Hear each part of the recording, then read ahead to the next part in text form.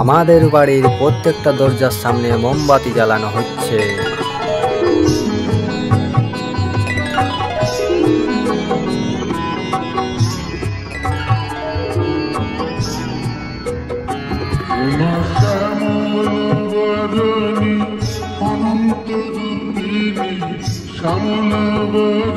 এই মোমবাতিগুলোকে আবার খুব ভালোভাবে দাঁড় করাতে হচ্ছে, না হলে পড়ে যাচ্ছে।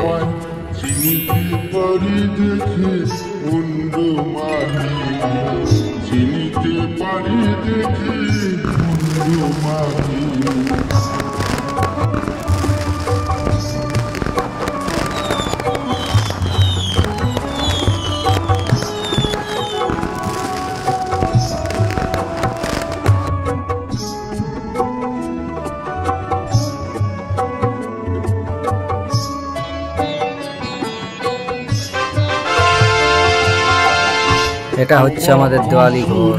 বন্ধুরা, আপনারা বানিয়েছেন কিনা এই ঘরটি অবশ্যই কমেন্ট করে জানাবেন, আর আমাদেরটা কেমন হয়েছে অবশ্যই সেটাও কমেন্ট করে জানাবেন।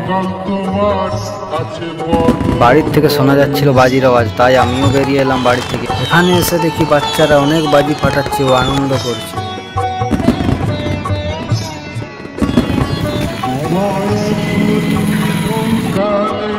এখানে এসে দেখি এই বাচ্চাগুলো দুটো মুচ ফটকা একই সঙ্গে মুড়ে ধরিয়ে দিচ্ছে টেকনোলজি পদ্ধতিতে।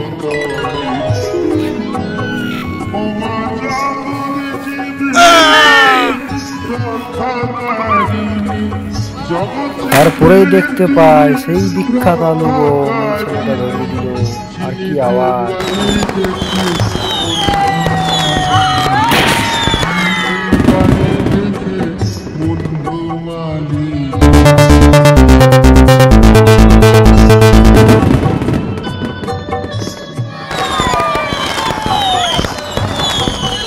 তারপরেই এই দাদা ভাইগুলো ছিচ্ছিরি ফটকা ধরাচ্ছে আর দারুণ ভাবে ডান্স করছে।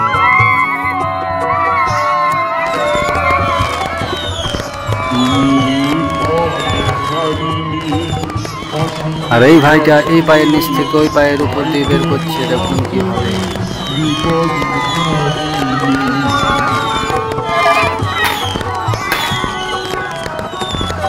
আর এখানে এসে দেখতে পাই একটি ভাই চেড়পেটি বাজাচ্ছে, চেড়েপেটে চেড়েপেটে চেড়ে।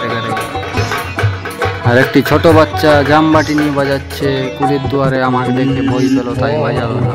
ঠিক তার একটু পরে দেখছি একটি দাদা রাস্তাতে এই ফটকাটা ধরাচ্ছে। এটা আবার কি ফটকা জানি না, বন্ধুরা কমেন্ট করে অবশ্যই জানাবেন। এটা আবার ঘুরছে।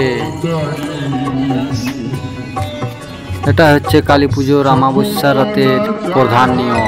এটা আমাদের পূর্বপুরুষ থেকে হয়ে আসছে, তাই এখনো পর্যন্ত আমরা সেই নিয়ম চালিয়ে যাচ্ছি। এটার জন্য আমরা সারা বছর অপেক্ষা করে থাকি। দেখুন ছেলেরা কিভাবে আগুনের এপার দিয়ে ওপার 3 বার করতে হয়। এই দাদাটি এই ফটকাটি এনেছে। এই ফটকাটির নাম কি জানি না, তবে এই ফটকাটির আওয়াজ প্রচন্ড। এত সুন্দর সৌন্দর্য দেখাচ্ছে।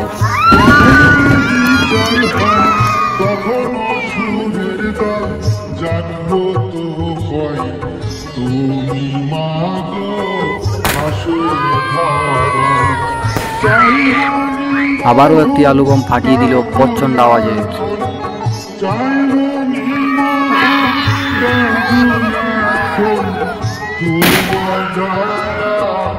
তারপরে এসে দেখতে পাই আমাদের লাইটের সামনে এই বাচ্চাগুলো দারুণ ডান্স করছে।